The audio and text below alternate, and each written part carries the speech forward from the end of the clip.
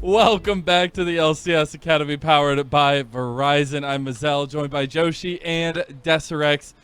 And after another first game of the series win by Belveth, we'll have to talk about that in a little bit. Get Joshi his soapbox ready production because he'll have a lot to say, I'm sure. But first and foremost, we got to play a little game about that first game of the series, rather, and it'll be Duos Lingo, baby. I can't wait to play this one again. Especially introducing Desirex, who is a man known to hate words. This is going to be a big word game.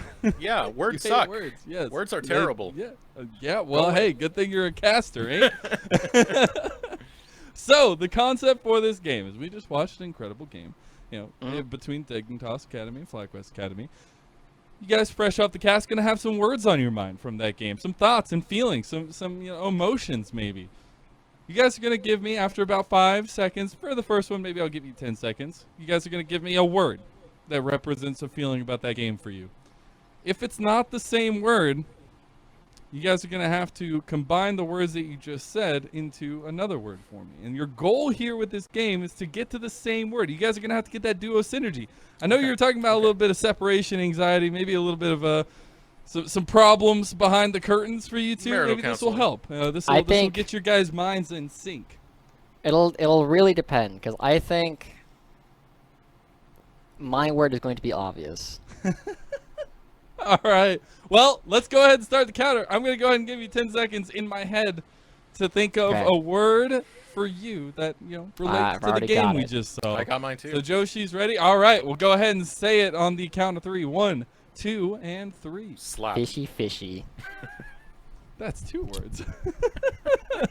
Desirex, what was your word? Slap. Slap. You're doing this just to be contradictory. Yep. All right. So we had a wonderful Belveth gameplay. We had, we got to see XU slap some people and spawn some fishies. So now, what I need you two to do is come up with a word that relates fishy, which I'm only going to take one of your words. It's supposed to be one, and slap. So we got fishy, slap. You got 5 seconds to go ahead and give me a word. Tell me when you're ready. I got a couple thoughts, but the big question is, what one does Eric want to go for? you got to think it for yourself. It's the first word that comes to mind. It's the first word that comes to mind. For fishy, right? Fishy and slap. We have to find something between slap and fishy. What correlates the two? Fishy and slap. One word. All right, time is up. You got to give me a word right now. First thing that comes to mind when you think of fishy and slap together. Sashimi. Joshi, what is it? Belveth. Sashimi? Belveth. What? Sashimi and Belveth. That's this is going to be a long halftime show. Woo! What? All right, so. Sashimi? I just thought of let's fish slap. I don't know. Okay, Belveth and sashimi. So Belveth was in the game again. The conversation still hovers around XU's Belveth. I don't know what sashimi has to do with this, but maybe XU had sashimi. Maybe Desirex had sashimi. Anyways, those are the 2 words. Belveth and sashimi. Sashimi words. Again, you guys have 5 seconds. Come up with something that correlates the 2. We are going to be veering way off the game, I think, but you've got to relate it to the game. It's got to be somehow related to the game. That was all you can eat. I don't know how you pull back from a sashimi, but you got to find a way. All right. Okay. All right. Time's up. Let's see. What's the next one? What do you got? Unagi. Salmon. What does that have to do with the game we just watched? Because it's between Belveth, who's a manta ray, which is kind of like an eel, and sashimi. Mazel, it's only going to get worse. Salmon. Desirex. Well, I'm about to reset you guys. We're about to go back to fishy and slap. That's what we're going to go back to. We got to go back. All right, we're reset. We're going back to fishy and slap. Let's see if you guys can do this again. Let's see. Fishy and slap. Is there any word, anywhere? Is there a word that could possibly relate slap and fishy? Let's hear it. What could it be? Belveth. There you go. You went to goddamn sushi. Sushi. That's all I got. That's all I got. We had Snappy fish. Games, we had slappy fish. And you're like, sushi. You said first thing that comes to Sushi. mind, so I was just like, oh, slappy. Have you About eaten the today, Eric? game! You Have you just eaten today? casted a game! I'm not eating today. It's no. the CLG jersey. It does something to the mind. It's the, I don't know what to say anymore. You got That one was- too. What that are you trying to was- say? I'm not. I was gonna wear it, but then it would be too biased. Anyways, Too much. that was Duo's lingo. That was a lot of fun. Thank you for humoring me, Desrex, in another word game. I'm glad we brought it back. Anyways, we had an incredible start to this second series, Dignitas Academy versus FlyQuest Academy. As we roll back through the clips, I want to go ahead and pull that soapbox out for Joshi here, production. Yeah. There are 2 champions that have to be picked every game, or the teams don't care about winning. And the first one is Seraphine. The second one is Belveth.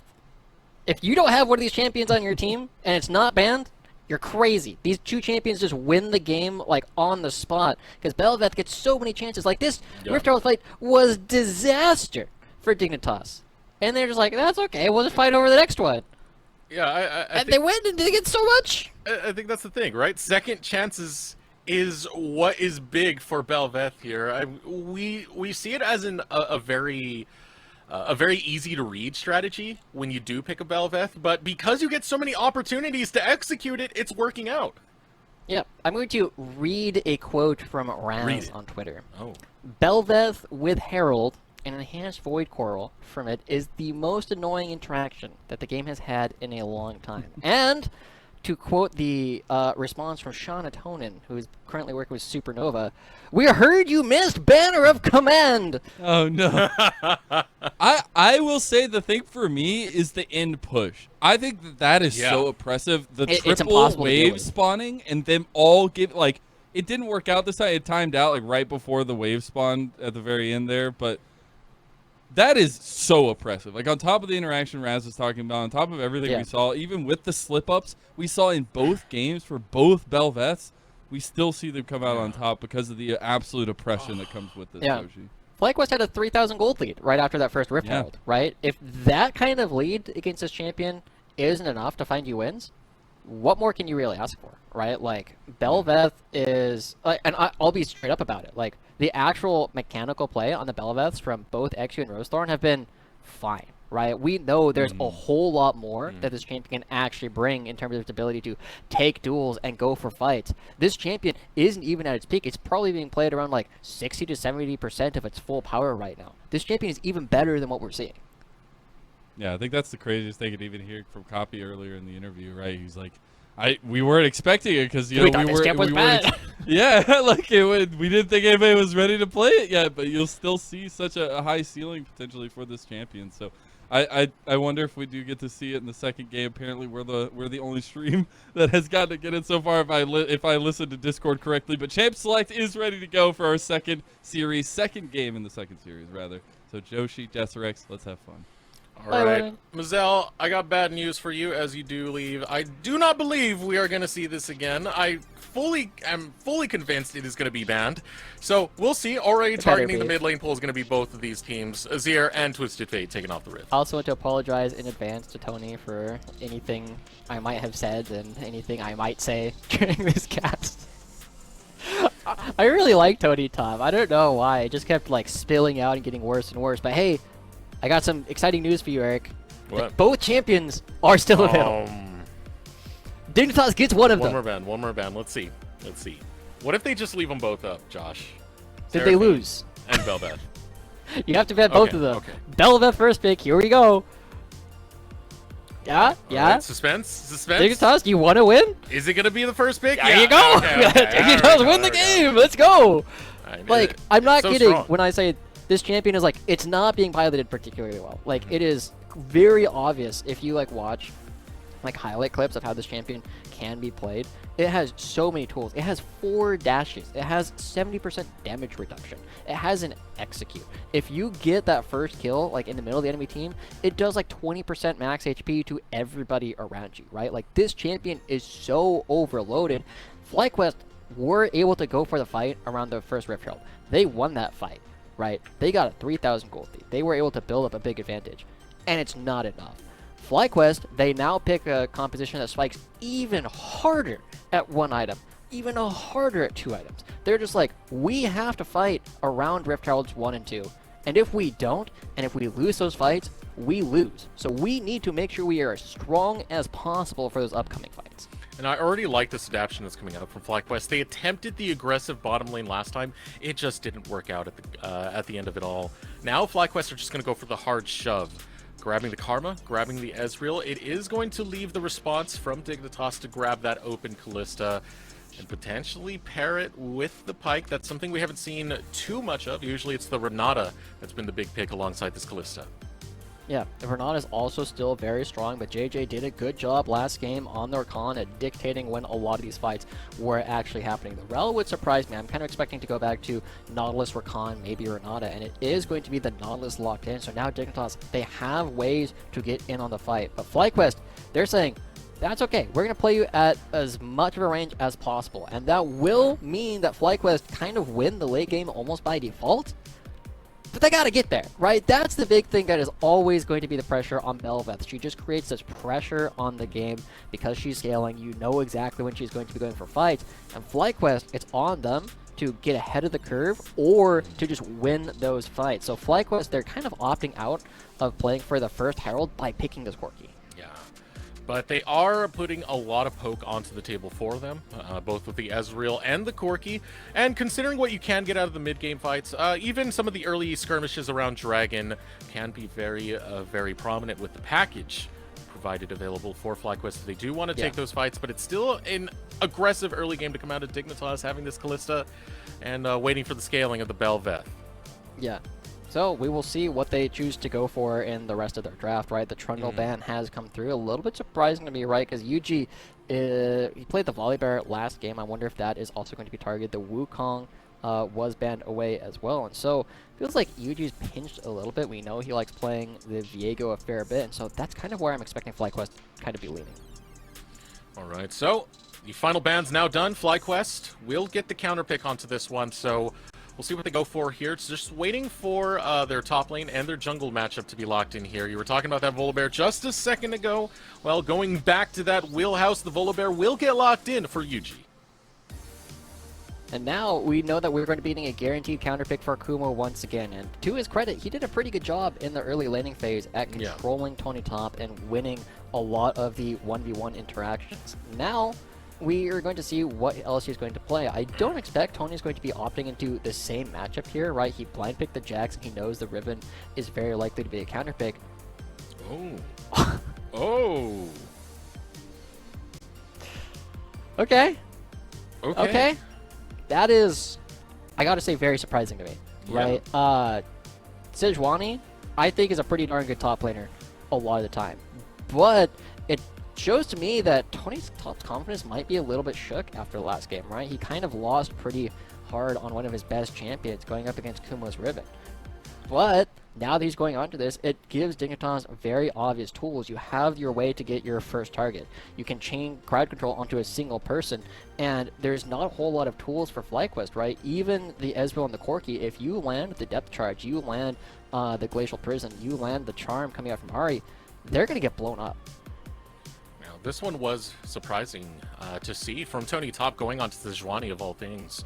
Only been played by Alorum and Concept so far in this season, which, no surprise there, they are our tank experts of the scene thus far. So it's going to be something new coming out of the wheelhouse of Tony Top into this very, very heavy engage paired alongside JJ.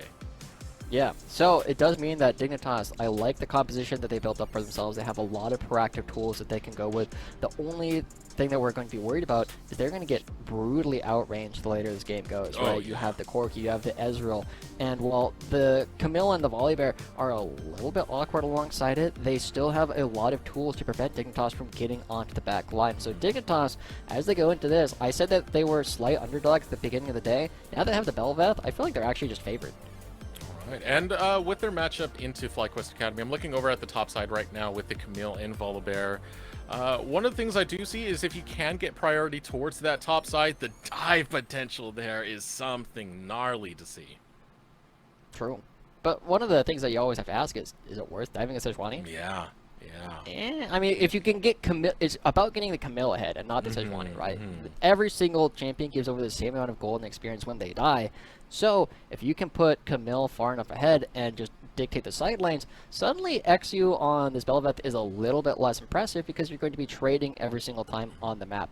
But we've also seen Bel'Veth, Rift Herald, Baron. These are your win conditions. It is known from the beginning of the game. All right, ready to head on to the Rift now. Dignitas Academy, FlyQuest Academy, game number 2. I do want to keep that point going a little bit longer, though, because I do see some potential in trying to attack towards this top side. Because if Kumo does have priority onto that top side, it makes it harder for Dignitas to play around this Rift Herald.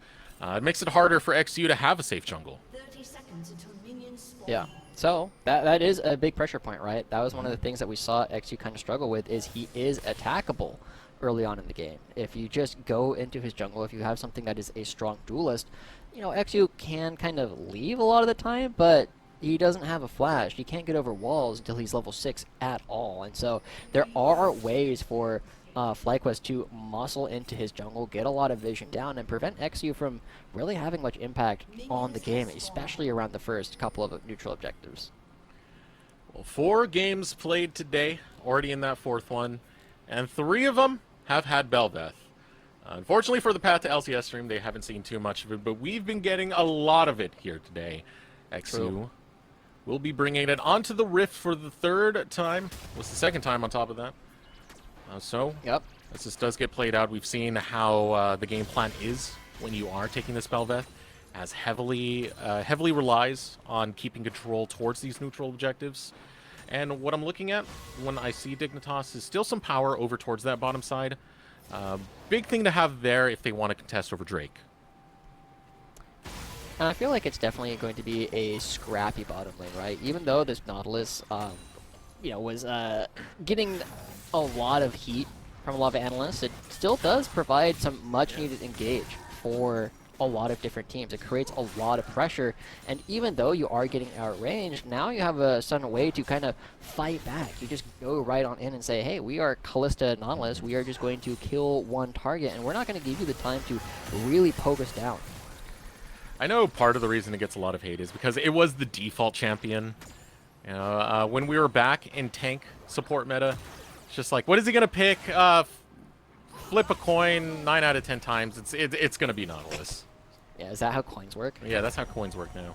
Yeah, 9 out of 10 times. 9 out of 10 times. It's heads.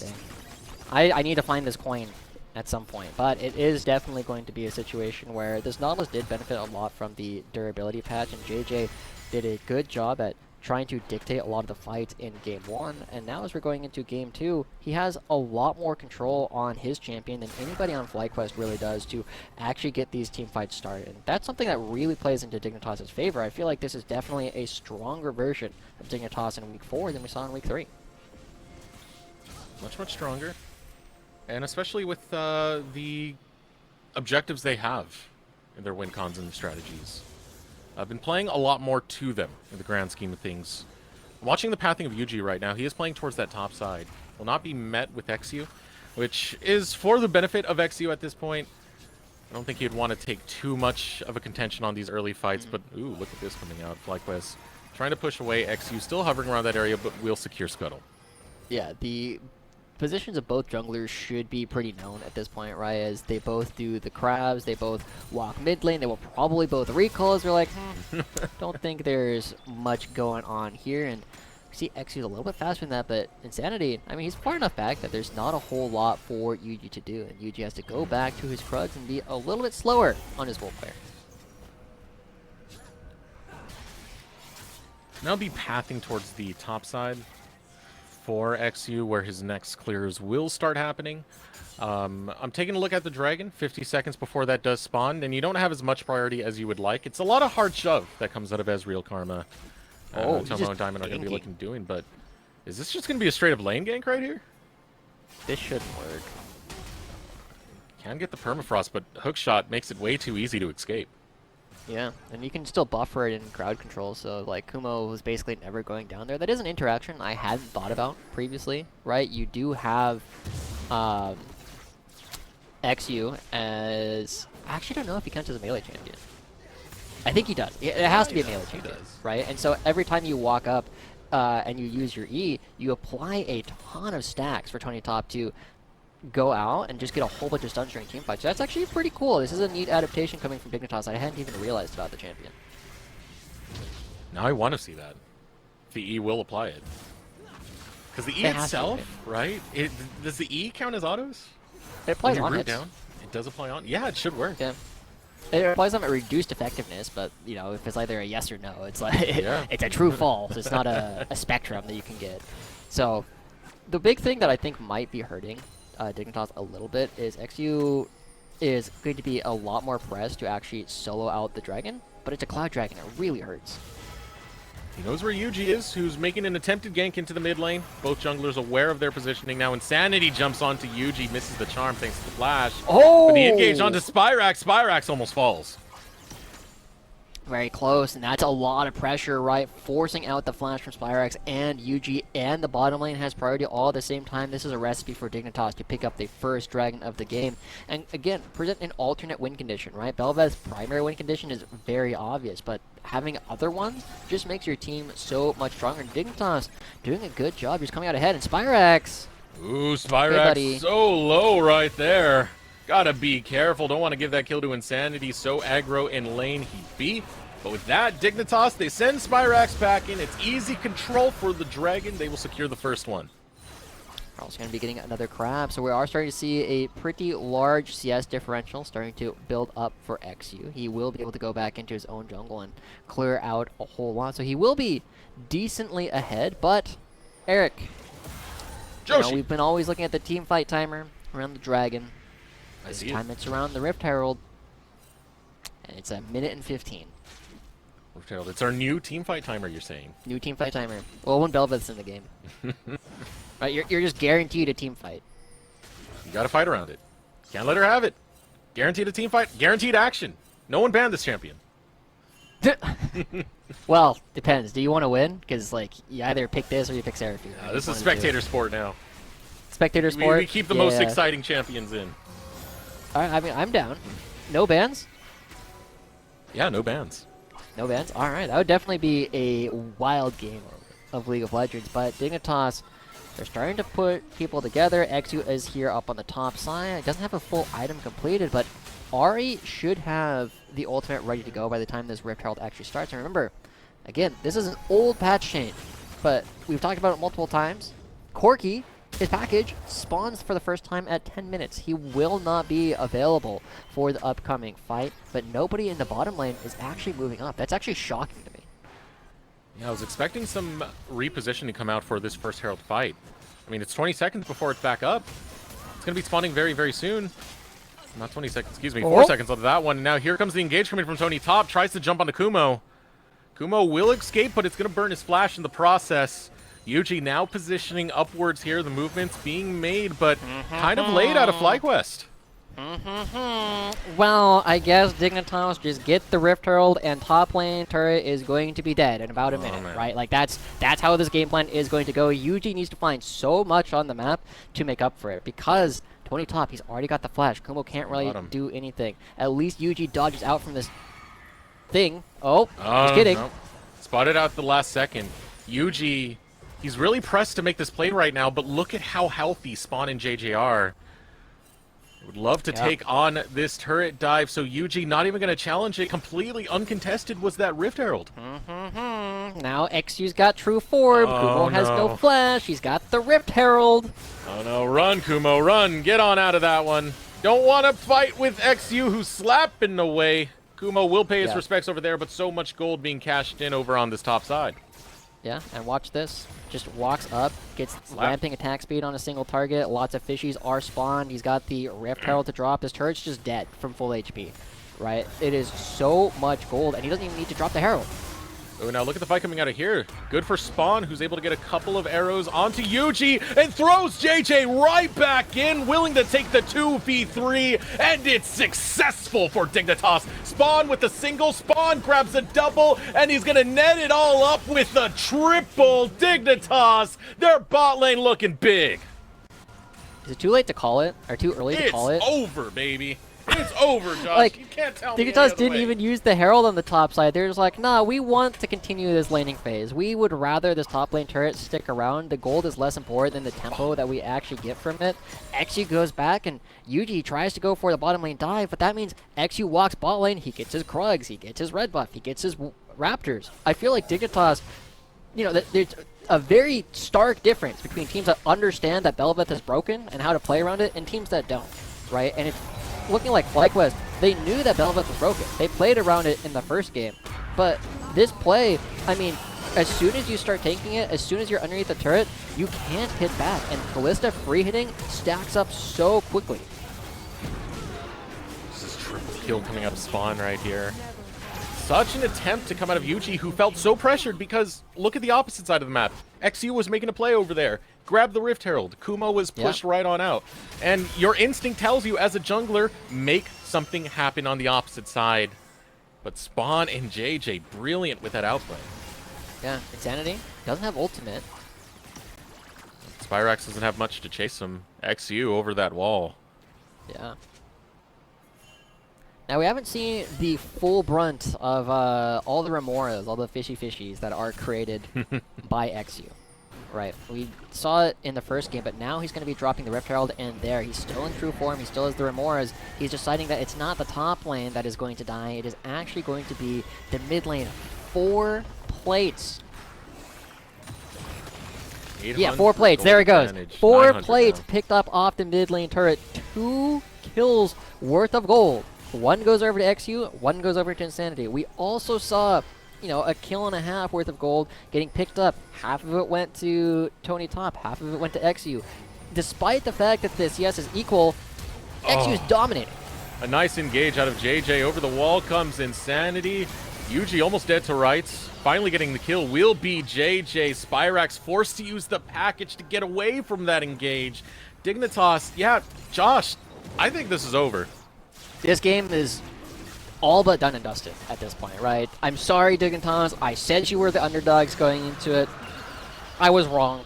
It happens. Dignitas are running away with this because, again, like, if we could get the observers to, like, bring up the gold really quick, I'm guessing it's probably about a 2,000 gold lead between XU and UG. And he's got 1 KP. Checking right now if we can see that gold. My word. My word, this performance out of Dignitas. Well, you got everything you can ask for. Like, sure, Insanity hasn't gotten kills, but he doesn't really care. He's getting plates. He's still getting a good, luxurious treatment. Now, the one thing, you know, we've been a little doom and gloom, right, for FlyQuest. But they have Spyrax, they have Tomo. These champions are stacking tiers. They're late game scaling champions. They have a lot of range that Dignitas can't really play for, or can't really play around. Whew, whew, whew. So quick.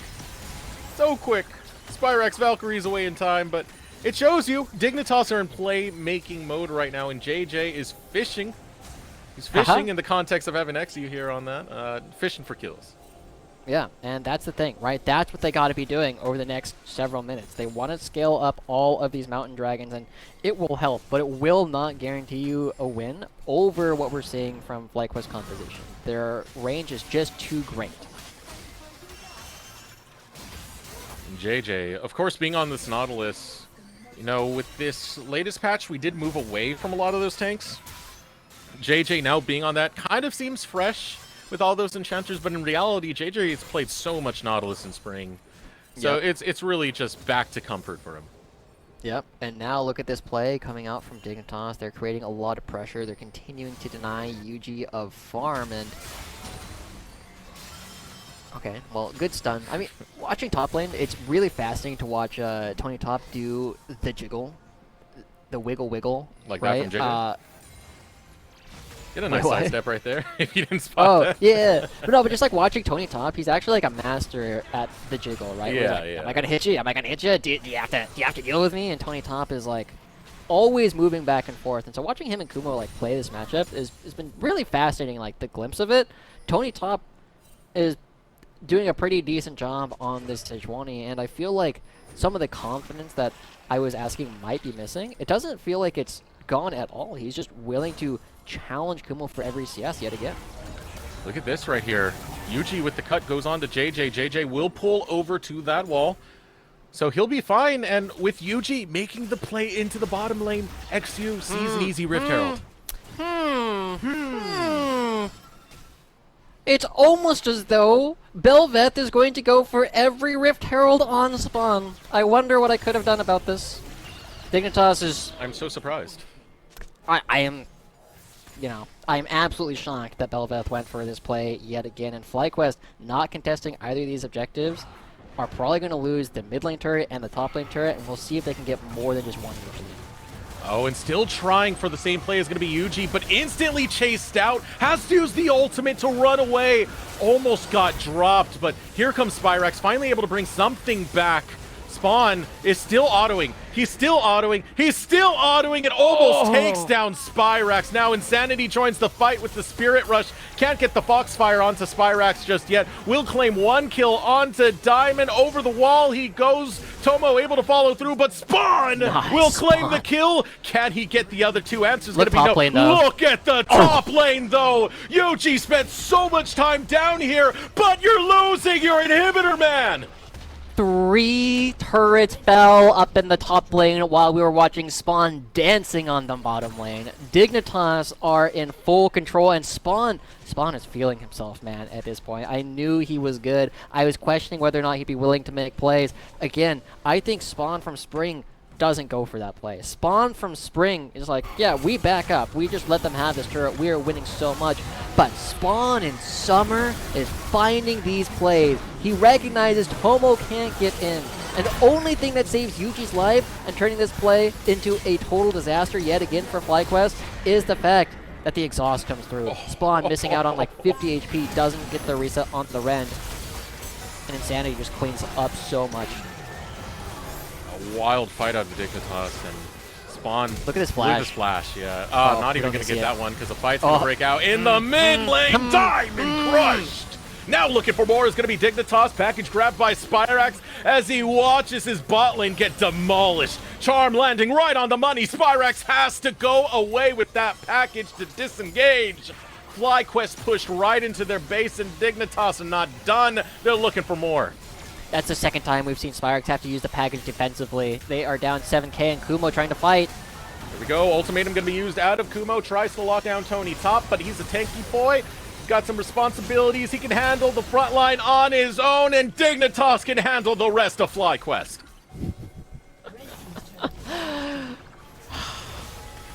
Bel'Veth. Oh, Insanity. Finds another kill. XU is killing the dragon. That puts them on Mountain Soul Point at 18 minutes.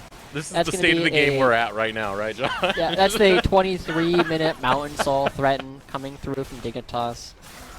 It is going to take a ridiculous effort, a Herculean effort, something that Homer would write about in an epic in order for them to try and bring this game back from FlyQuest.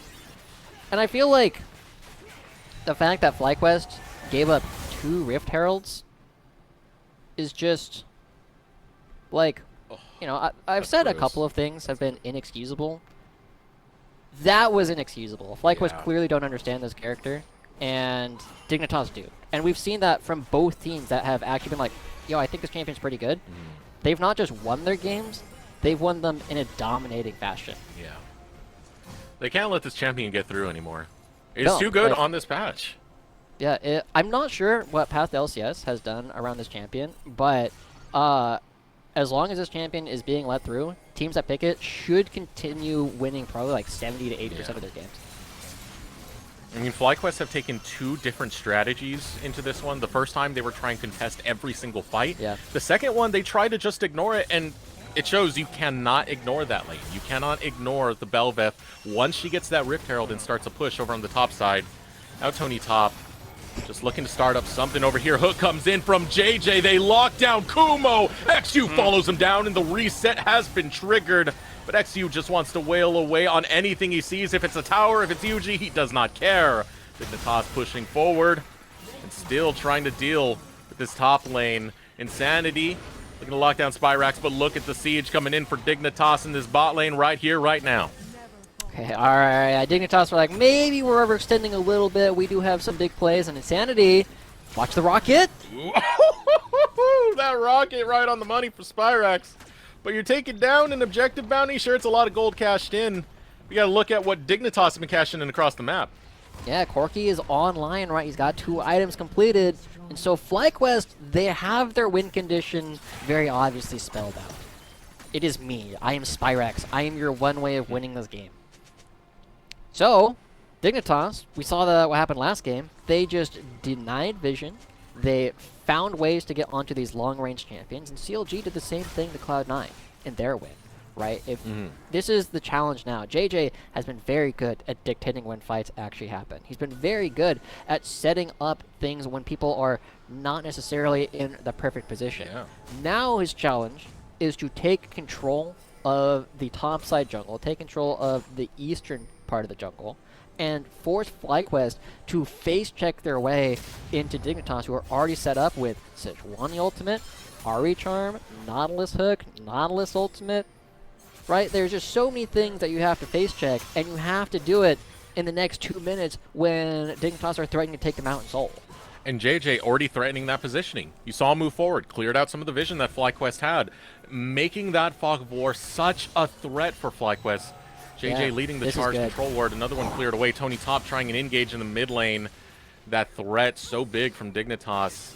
They now own the jungle of FlyQuest, and a knockup comes out from XU. Okay. UG or Spyrax does not yet have the package at the moment, but they are losing so much control. And look at JJ. JJ coming in. Hex Flash over the wall. Doesn't lock down the depth charge just yet. Was looking for Tomo, but Tomo too far away. He still got fishies. Are setting up into the mid lane, and they've brought a school of fish with them. He still got it. He has maintained true form since he got it off of the Rift Herald. He has not dropped out of it because of the non-stop fighting, and so he gets to keep throwing out fish. Oh, what are FlyQuest going to do here? Got to be careful. You know, JJ will go over that wall in a heartbeat. He's thinking about it, but his flash now available. It's not going to be the Hex Flash this time, so he can't get there quickly. But it's just Dignitas holding down this jungle, and FlyQuest is so far behind. If FlyQuest, they have to maintain mid priority. If they lose mid priority, Dignitas get to pick the Mountain Dragon or the Baron and potentially do whichever one they feel like. And FlyQuest have to walk through the jungle, and look at this, teleporting their way up. They're going for the Baron. There is nobody nearby from FlyQuest. True Shot Barrage, maybe. Maybe Tomo. Can we see attempt? Not even going to try it. Too easy. Too easy for Dignitas. Simple teleport in for Tony Top, and all 5 members of Dignitas will secure the Baron. And with that, you can't get much more done, Dustin, than this. XU is going to be doing a death push. Spyrax has package. Spawn isn't here. Where's the trigger? This does not save your game. Yeah, your base. Your base, FlyQuest. Right now, Dignitas, they don't care about that Drake. They care about getting fishes into your base. You already got 2 biting onto that inhibitor. Now the teleport's going to be channeled. FlyQuest trying to find a response, but they've already lost 1 inhibitor. Spyrax looking for the poke, doesn't land the rockets. You see FlyQuest trying a defense here, but there's super minions, Baroned up minions, now in your base as Dignitas begin the rotation over towards the top side. A hook going to come out of JJ. Gets the lockdown and kill onto Kumo. The rest of FlyQuest just bail. Oh, JJ again with another hook will land it. Ultimate used out of spawn to keep JJ alive, who eats a little bit too much onto that engage, but it doesn't matter. Dignitas got what they wanted. They're securing the inhibitor, 2 down as they walk out with this Baron buff, losing absolutely no one. They get 2 inhibitors off that push. Now the game plan remains easy, right? XU can go bottom lane. He still has fishes. When he comes back, he's still in his true form, and it got reset off of the Baron. I mean, we already talked about it. To quote Rez, it's one of the most annoying things in the game to deal with. Maybe Corki has enough wave clear, but even then, that is a very tall task for one small yard to try and take care of. good job on FlyQuest to deny the Mountain Dragon and save their base, because it was an overwhelming potential push. And now Dignitas, as their game plan, is so easy. You go bottom lane, you let JJ fish for hooks, you let, I want to say Renata, you let Bel'Veth just build up an army to play with, and the Void will come crashing down around FlyQuest. Look at Dignitas holding the ground that once belonged to FlyQuest. A lot of this off the back of JJ, who played so proficiently onto this Nautilus as a pick champion, coming in with the Hex Flash, looking for Tomo. JJ's so good on this Nautilus. You know, we saw what he could do in spring. Played 15 games of it back in the regular spring season. Now pulling it back out again into this matchup against FlyQuest. And hook after hook he's landed as Dignitas look to close out the second game. I love what XU is doing, right? He's walking over to another lane. I think if he starts getting fishes built up in a different spot where you have to start dividing up where the minions are going to be coming, it creates even more pressure, but you still have 2 super minions crashing up in the top lane. Here we go, looking for the final push. Hook comes in, lands onto Yuji. True Shot Barrage to try and push away Dignitas, but they're still sitting healthy. They're still sitting pretty, and they are killing FlyQuest. Another knockup found. Another victim claimed. Dignitas with this Bel'Veth looking so good. Another hook coming out from JJ. Can't secure the kill onto Tomo. Dignitas still continuing, but look at FlyQuest. Health bars are starting to look healthier. Tomo in a good position now. He's trying to clear away a lot of these fishies, but they're jumping onto him. They're attacking him. They're taking down these structures. Dignitas, another hook coming in, will claim Spyrax. And Dignitas, a 2-0 statement against FlyQuest. So we know what 12-12 is going to be about. You have Seraphine and you have Bel'Veth, and every team either needs to ban both of them, or you need to try and find a way to actually counter these champions. You know what Bel'Veth's game plan is. You know what Seraphine's game plan is. They're actually both rather straightforward champions, but they are both so good right now. And so far, Cloud9 didn't know how to deal with it. FlyQuest didn't know how to deal with it. But the champion is relatively easy to pilot. You know what you're doing. You set out a very clear game plan for the rest of your team. And I'm going to be curious if we're going to continue seeing it in our last years of the day. TSM and Evil Geniuses still have not had an opportunity to see this champion on stage. I will argue with you that Cloud9 learned how to deal with it. You ban it away. Yeah, you ban it. Yeah, you don't let it hit the rift. Because then you get plays like we saw in that game number 2 where XU just pushed from tier 1 all the way to the inhibitor. Absolutely gruesome stuff coming out of Dignitas. We are going to throw it to a short break. When we return, Mazel will join you with an interview with one of our winners.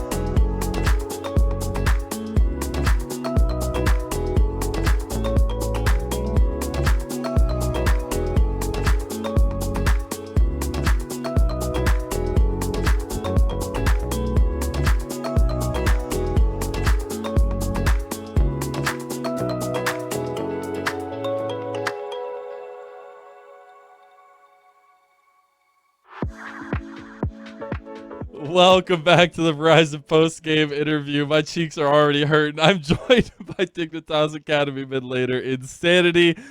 What an interesting day for you guys. Quick, easy, 2-0, swift into the first round robin over FlyQuest Academy.